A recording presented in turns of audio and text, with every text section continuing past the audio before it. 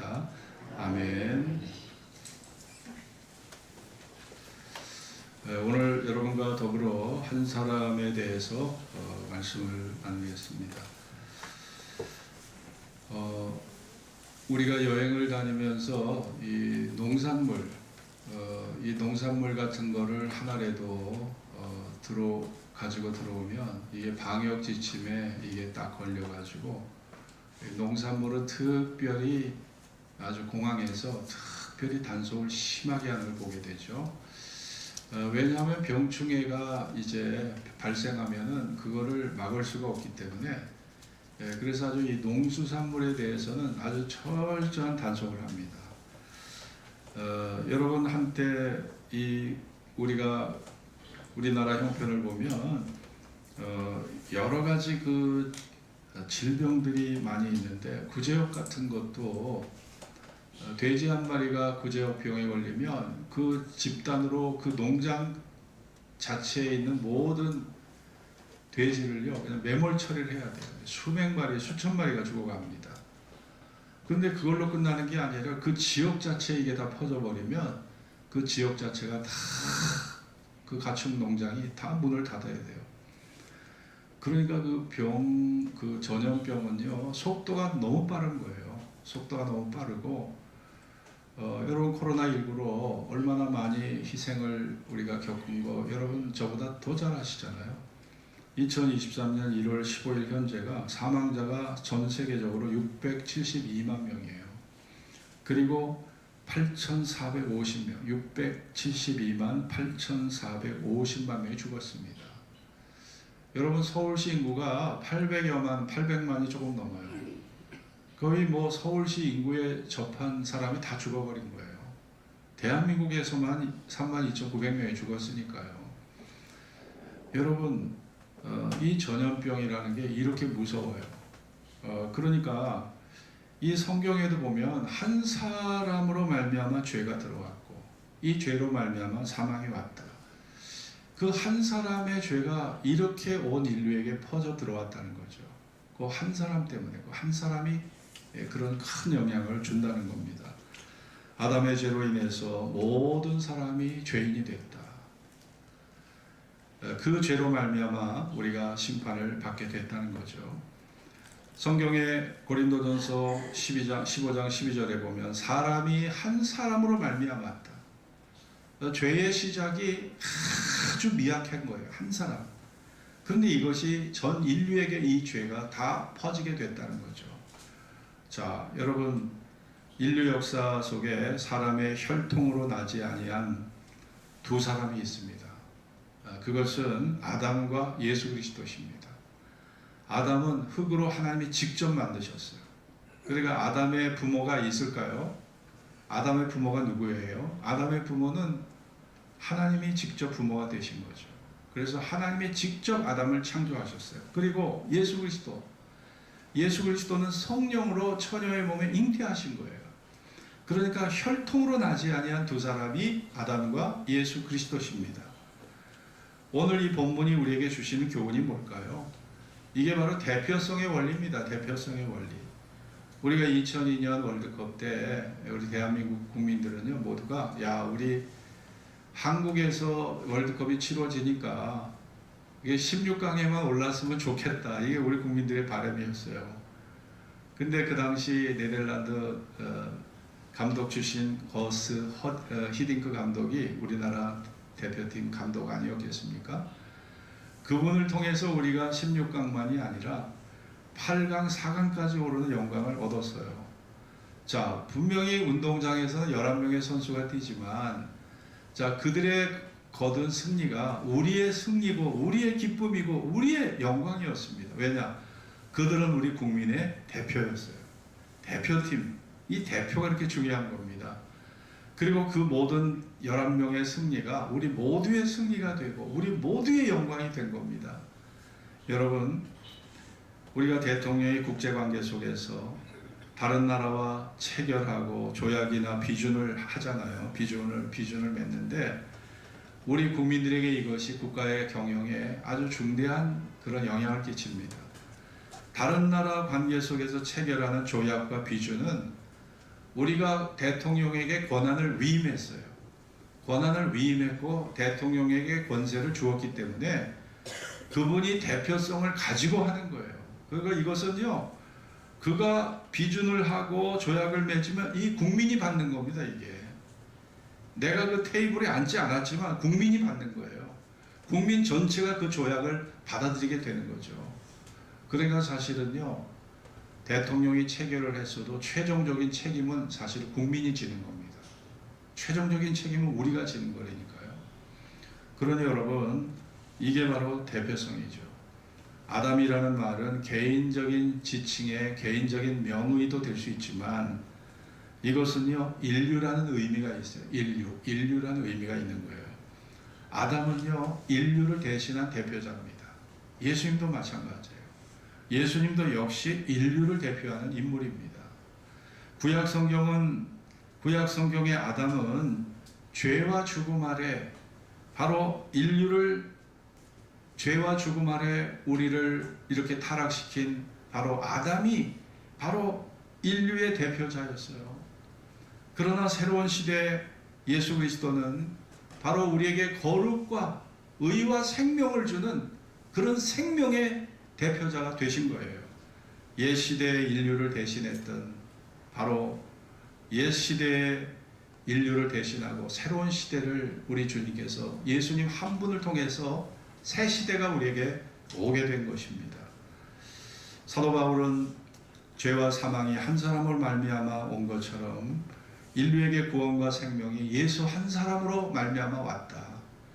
아니, 어떻게 예수 한 사람이 2000년 전에 십자가에 죽은 그 죽음이 어떻게 나에게 효력을 주고 어떻게 나의 생명을 이어주게 하고 어떻게 나에게 이런 구원을 줄 수 있느냐. 그 한 사람의 구원의 효과가 어떻게 모든 인류를 살릴 수 있는가에 대한 의문점을 갖고 있는 우리인데, 그것에 대한 답이 이 로마서 5장입니다. 아담 한 사람이 죄를 범했을 때 그게 온 인류에게 퍼졌던 것처럼 예수 한 사람의 거룩하고 의로운 삶이, 그 희생이 모든 인류에게 그 희생의 대가가 주어지게 된다는 거예요. 자, 그것이 바로 대표의 원리이죠. 여러분, 그리고 이 말씀에는 연대성의 원리도 포함됩니다. 우리나라 과거의 조선시대 때 연좌제가 있어요. 연좌제가 뭡니까? 사람이 죄를 져요. 역적이 됩니다. 역적이 되면은요, 그 가문을 갖다 멸절을 시켜요. 가문을 멸절시킵니다. 어떤 경우에는 3대를 멸족해요. 3대. 네? 친가, 외가까지 다 멸족을 시켜버립니다. 조선시대 때는 거기에다가 부관참시까지 있었어요. 부관참시 아시잖아요. 산소를 파내서 그 안에 있는 관 속에 해골바가지를 갖다가 완전히 박살을 내는 거예요. 해골바가지를. 야, 그거 해골바가지가 뭔 감각이 있어요. 해골바가지가 무슨 죄가 있습니까? 그런데 미움과 증오가 부관참시라는 제도를 만들어냈어요. 그러니까 임금에게 미움을 받으면요, 이렇게 부관참시 어처구니 없는 이런 형벌을 받아야 했고, 2대 3대에 걸쳐서 모든 사람이 가문이 멸절하는 이런 엄청난 연좌제라는 게 있습니다. 그러니까 여러분, 부모가 빚을 지면 아들이 그 빚을 갚아야 돼요. 그 빚을 못 갚으면요, 종으로 팔려가는 거예요. 이게 연좌제라는 겁니다. 지금은 이제 이 연좌제의 폐해를 알기 때문에 지금은 연좌제라는 게 없어요. 그러나 우리가 아버지가 빚을 많이 지고 돌아가셨을 때 내가 그 빚을, 아버지의 유산을 내가 이어받으면 그 빚도 이어받게 되는 거예요. 그러나 그 아버지의 유산을 난 물려받지 않겠다 하면은 내가 부채에서 자유할 수 있는 거죠. 여러분, 이처럼 사실 이 연대성이라는 원리가 이 대표의 원리 속에 숨어 있는 겁니다.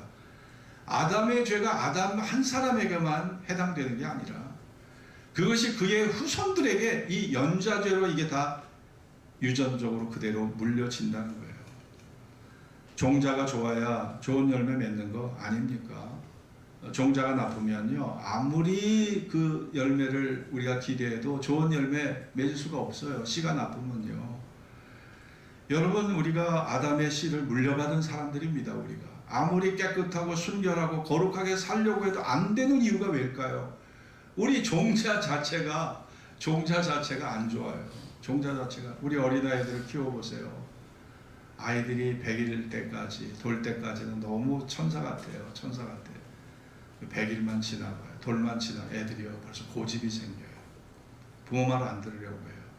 자기 하고 싶은 거 하려고 그러고, 이제는요, 막 이제 부모에게 반발심도 보이기도 하고, 때를 쓰기도 하고, 네, 아주 뭐 안 되면 막 그냥 소스라치게 울기도 하고, 놀래기도 하고, 이제 자기 고집대로 하려고 하고, 애들 키우기가 그래서 어려운 거예요. 애들 키우기가. 여러분, 사람의 족보, 그 족보와 혈통 속에 유전자라는 게 있습니다. 이 유전자가 그대로 우리가 물려받게 됩니다. 여러분, 내가 아무리 건강관리를 잘해도 부모로부터 물려받은 그 유전인자, 병의 인자, 질병의 인자를 갖고 태어났으면 이거를 내가 부정할 수가 없네. 이거를. 아니, 내가 뭐 고혈압, 당뇨, 뭐 심장병 걸리고 싶은 사람이 누가 있겠어요. 그러나 가문에 그 내력이라는 게 있는 거예요. 유전병을 갖고 있으면 이게 그냥 계속 이어져 가는 거예요. 그러니 여러분, 이게 연대 책임, 연좌제라는 거, 이게 연대로 이렇게 같이 물려진다는 게 이게 정말 무서운 거죠. 그런데 여기에 복음의 비밀이 있는 겁니다. 중국 영화를 보면 독약을 먹인 사람을 살리기 위해서 해독제를 구하러 다니는 경우를 종종 봅니다. 때로는 독사에게 물리면 어떻게 해요? 해독제를 찾아야 돼요. 저희 어머니가 예전에 산속에서 채석장 옆에서 그때 아주 판잣집에서 저희가 아주 어렵게 살 때가 있었어요. 근데 어느 날 어머니가 어깨가 좀 이상하다, 이거 등 좀 봐달라고. 이 등에요, 이만한 저기 다니는 거 있죠? 그거 뭐라 그래요? 네, 지네가 이 등짝을 딱 물고 있는 거, 시커먼 게. 그거를 띄어냈는데 어머니가 그때부터 그 지네 독 때문에 막 시름시름 막 앓는 거예요. 그래서 어머니를 모시고 그렇게 병원에 같이 다녀온 적이 있는데, 그때 맞은 게 해독제입니다. 그 해독제에 맞지 않으면 그 지네의 그 독 때문에 생명을 잃을 수도 있는 거예요. 여러분, 매년 사람들이요, 세상에서 뱀에 물려 죽는 사람이 얼마인 줄 아세요? 제가 인터넷에 찾아보니까 8만 명, 많을 때는 13만 8천 명이 죽더라고요. 뱀에 물려. 그리고 뱀의 독이 퍼져가지고 사지를 절단해야 되는 거예요. 이게 부어올라고 살이 폐혈증이 되고 팔을 자르고 다리를 잘라야 되는 경우가 생기는데, 이런 경우가 40만 명. 그러니까 뱀에 물려서 피해를 당하는 경우가 엄청나더라고요. 근데 미국의 위스콘주의 트럭 정비사인 팀 프리드라는 사람이 있는데, 이분이 2000년경에 뱀에 한번 물렸는데 그냥 가뿐하게 살아난 거예요.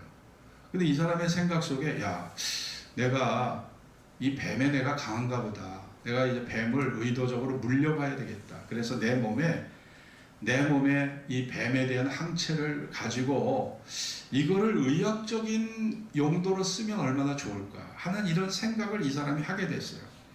그래서 이 팀 프리드가 이 다양한 뱀에 이제 물렸는데 무려 200종의 뱀을 이렇게 이 사람이 상대한 거예요. 뱀에 물려본 거예요. 그리고 뱀을 잡아서 그 독을 채취해 가지고 몸에다가 아주 소량을 집어넣어 가지고 그 뱀의 항체를 이 몸속에서 만드는 거죠. 독이 체내에 뱀독이 들어가면 면역 체계에 반응을 일으켜서 림프구 일종인 B 세포가 이 독의 효과를 잃게 하는 항체를 몸에서 만들어내거든요. 그래서 이 원리를 갖다가 가지고 뱀독을 소량으로 피 속에다가 집어넣어 가지고 몸에 투여해서, 이러다가 이 사람이 혼수 상태에 빠진 적이 여러 번이 있었다고 해요. 그런데 미국의 바이오사와 이 사람이 체결을 해서 이제 이 몸속에 이미 면역세포 항체가 만들어졌기 때문에 이거를 가지고 이거를 이제 확대시키고 이거를 배양해서 이거를 만들면은 13만 명 정도 매년 죽는 이 뱀에 물린 사고를 예방하는 백신이 만들어질 수 있다. 이런 거를 제가 인터넷에서 봤어요. 그러니까 여러분, 앞으로 우리가 뱀의 산속에 들어가서 뱀에 물릴까 염려하지 않아도 되고, 적어도 뱀 백신을 우리가 맞으면 뱀에 물려도 죽지 않는 그런 시대가 곧 오지 않을까 예상을 합니다. 야, 한 사람, 이 팀 프리드라고 하는 이 한 사람 때문에 인류가 참 뱀독에서 좀 자유할 수 있는 그런 시대가 오지 않을까 기대해도 될 것 같습니다.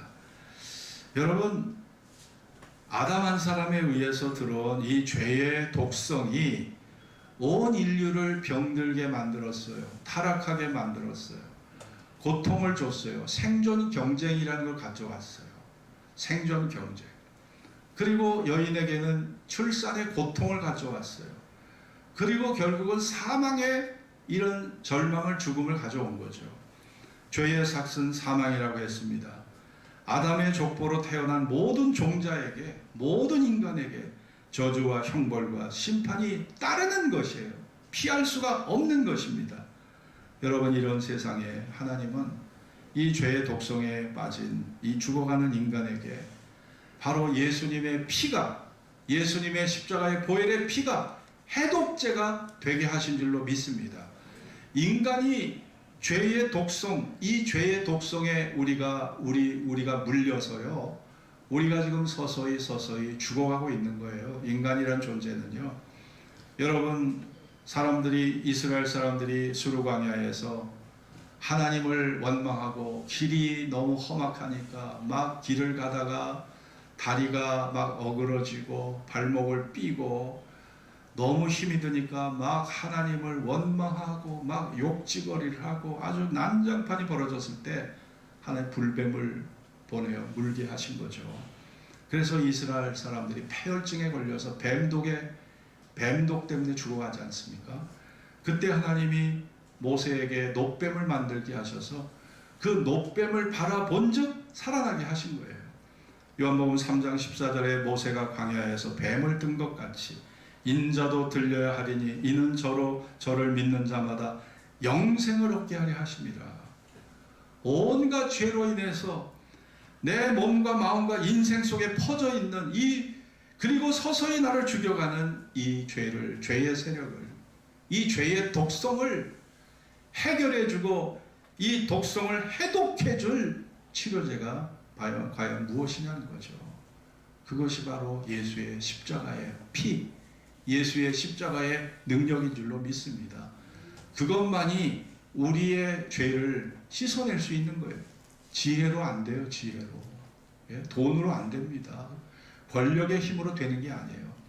오직 하나님의 아들의 피, 창조주 하나님의 피, 그 예수의 피만이, 그 보혈만이 우리를 죄에서 건지고 이 죄의 독성에서 우리를 영원한 심판의 저주에서 건져주는 유일한 해독제가 되는 줄로 믿습니다. 우리가 그 사실을 믿어야 되는 거예요. 여러분, 이것이 한 사람의 원리입니다. 아담의 죄로 모든 사람이 죄인 된 것처럼 그리스도 한 사람으로 모든 사람이 바로 의를 얻고 생명을 얻게 되리라는 거예요. 고린도전서 15장 22절에 보면 아담 안에서 모든 사람이 죽은 것 같이 그리스도 안에서 모든 사람이 삶을 얻으리라, 생명을 얻으리라 말씀했습니다. 여러분, 싱가포르가 인구가 600만 밖에 안 됩니다. 싱가포르 작은 나라죠. 도시국가죠. 국토 면적을 제가 살펴보니까 우리나라 경상남북도를 합친 그 정도밖에 안 돼요. 국토 면적이 721km 입방키로입니다. 그러니까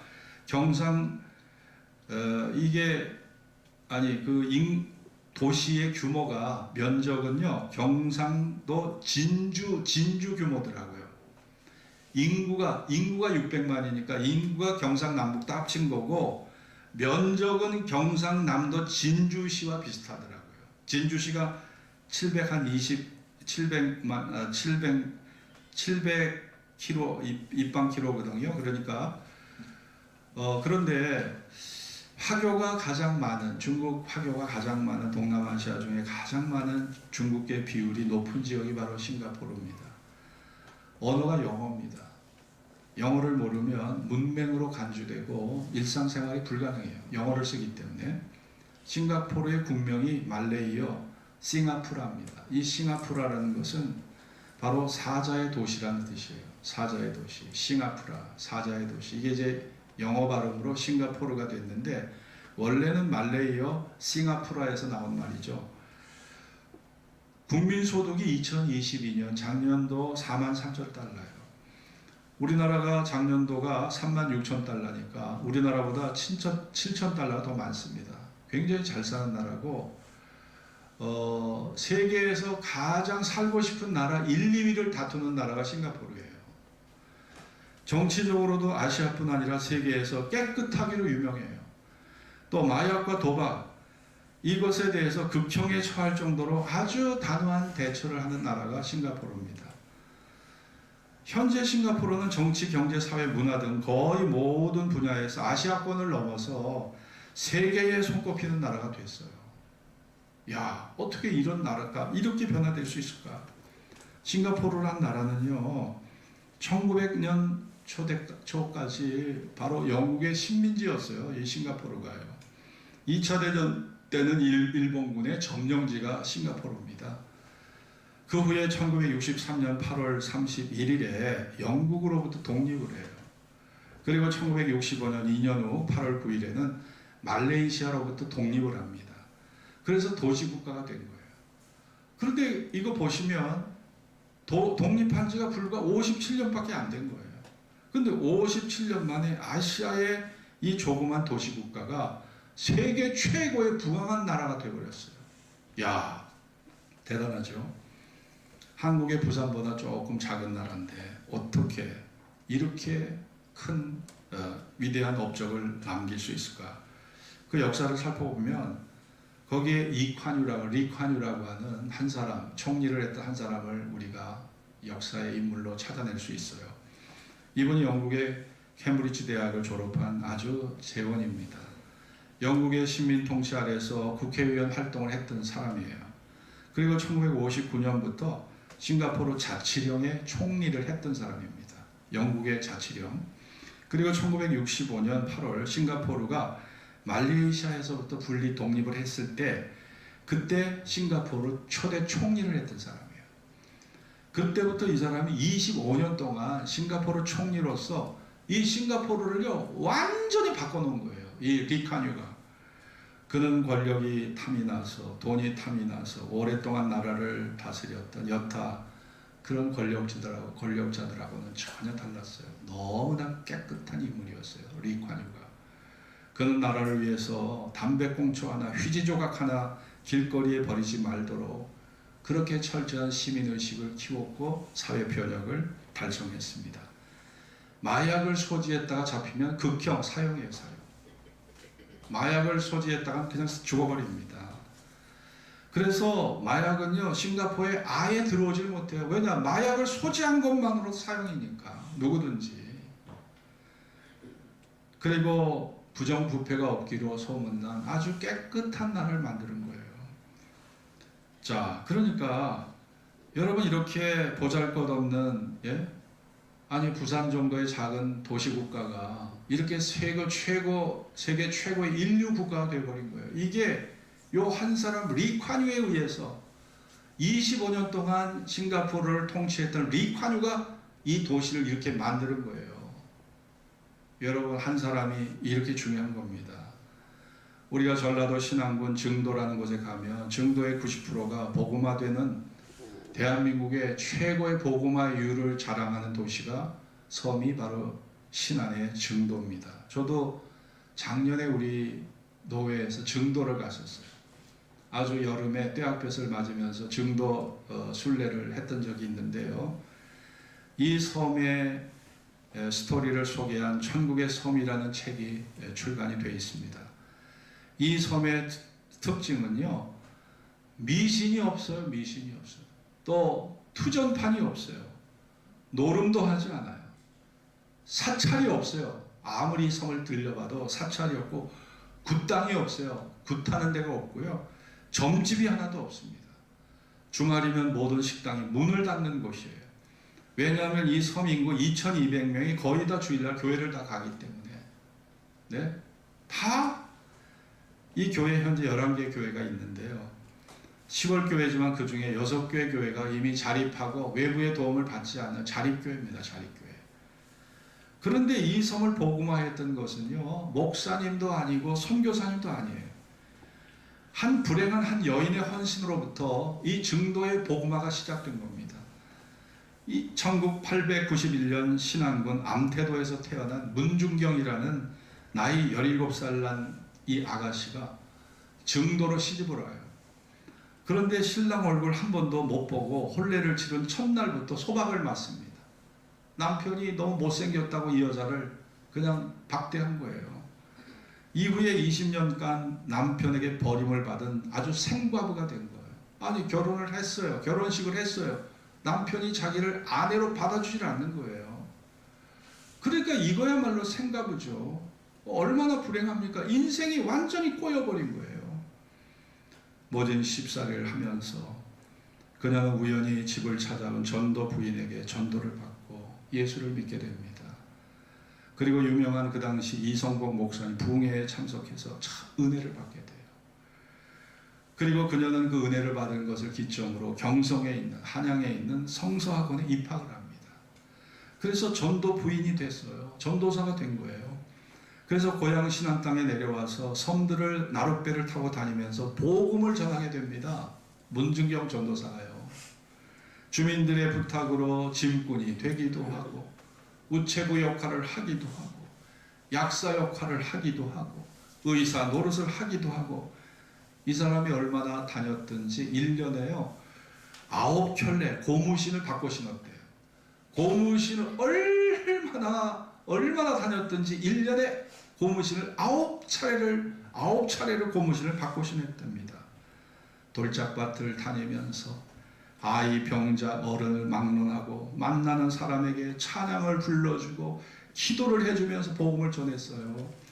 섬마다 개척교회를 세워지고 이분의 영향으로 받은 청소년 가운데 나중에 김중건 목사가 이 신안섬에서 태어났습니다. 이만신 목사, 성결교 총회장을 했던 이만신 목사가 여기 신안군 출신이에요. 그리고 정태기 목사, 한신대학교 교수하셨던 바로 정태기 목사가 이 신안군 출신입니다. 또 우리 합동 측의 목사님이셨고 교수였던 신복윤 목사님이 또 이 신안군 출신이에요. 이봉성 목사가 신안군 출신이고 여기에서 30여 명의 한국교회의 위대한 지도자가 여기서 나와요. 누구 때문에? 한 사람 문중경 전도사 때문에.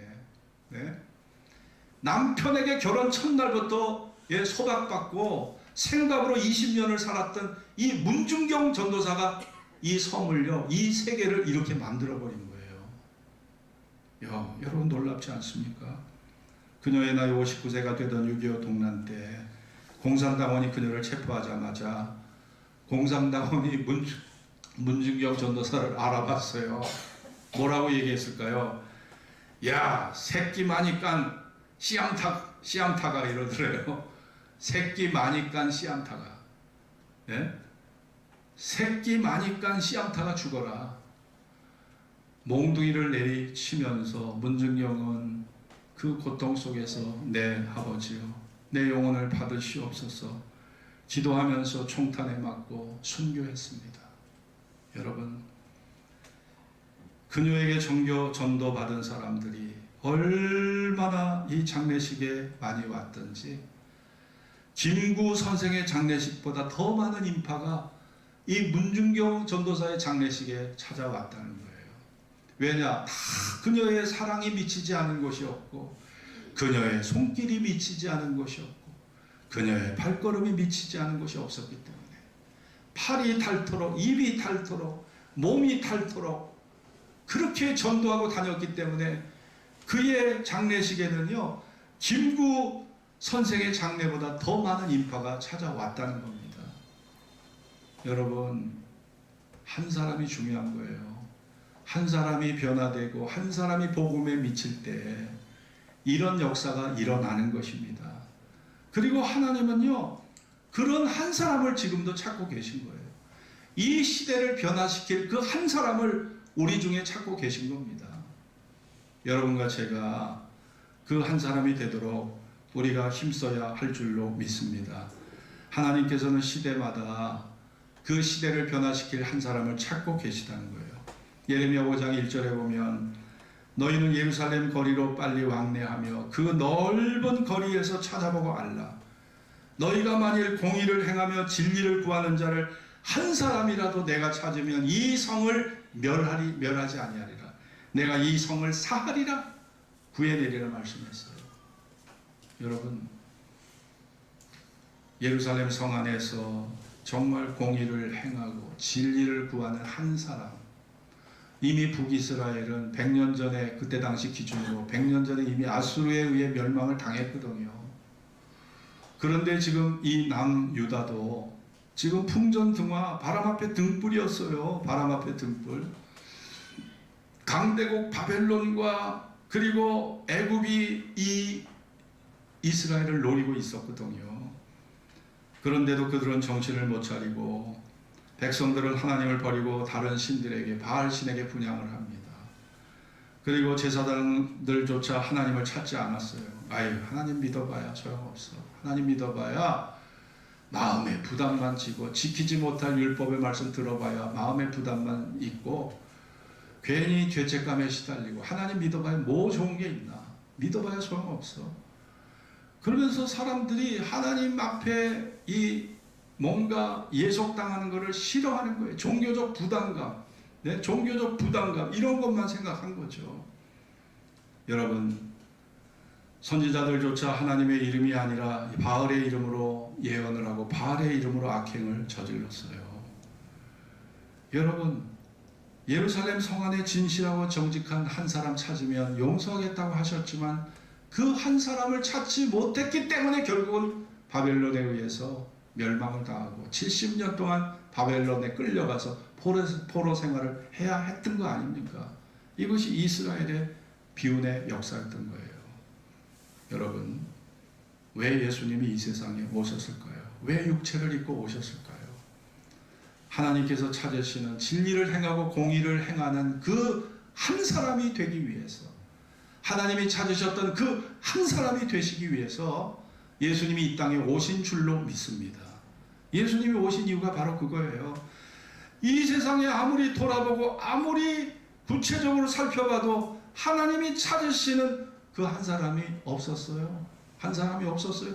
제사장 가운데도, 선지자 가운데도, 왕 가운데도 없었던 겁니다. 그래서 주님께서, 하나님께서 그 아들 예수를 이 땅에 육체를 입고 오게 하신 것이고, 그 한 사람의 희생, 그 한 사람의 죽음으로 인간의 미래 운명을 바뀌게 하신 줄로 믿습니다.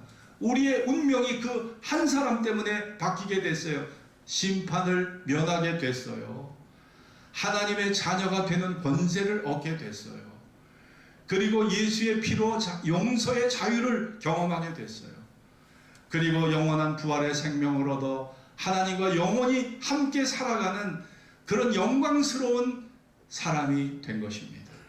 이것이 한 사람 예수로 말미암아 우리가 받은 축복인 줄로 믿습니다. 여러분, 오늘 아담이 죄의 대표자로서 우리가 죄의 대표자 아담의 족보에 우리가 속한 것이 아니라 이제는 거룩하고 의로운 예수 그리스도의 족보에 여러분과 저는 소속이 된, 나의 신분이 영광스러운 왕의 족보에 올라 있다는 사실을 여러분 잊지 마십시오. 여러분은 하나님의 것입니다. 주님의 핏값으로 사신 하나님의 것입니다. 성경에 내가 너를 지명하여 불렀나니 너는 내 것이라, 이사야 43장에 말씀하고 있습니다. 너는 내 것이라, 너는 내 것이라. 예수님의 핏값으로 여러분을 사주셨고 하늘의 생명책에 여러분의 이름이 올라 있어요. 예수님의 영광스러운 족보, 왕의 족보에 여러분의 이름이 하나님의 자녀로 등재되어 있다는 이 사실을 잊지 마십시오. 우리의 현실이 하루하루 살아가기가 힘들고 어려워서 나도 모르게 근심과 불안과 두려움이 늘 우리의 어깨를 짓누르는, 우리의 머리에 두통을 주는 불면의 불면의 밤을 지새우게 하는 경우가 종종 있을 거예요. 그럴지라도 우리는 이 소망의 믿음을 가지고 믿음의 능력으로 모든 고통을 이겨내면서 2023년도도 승리의 삶을 살아가야 할 줄로 믿습니다. 기도하겠습니다.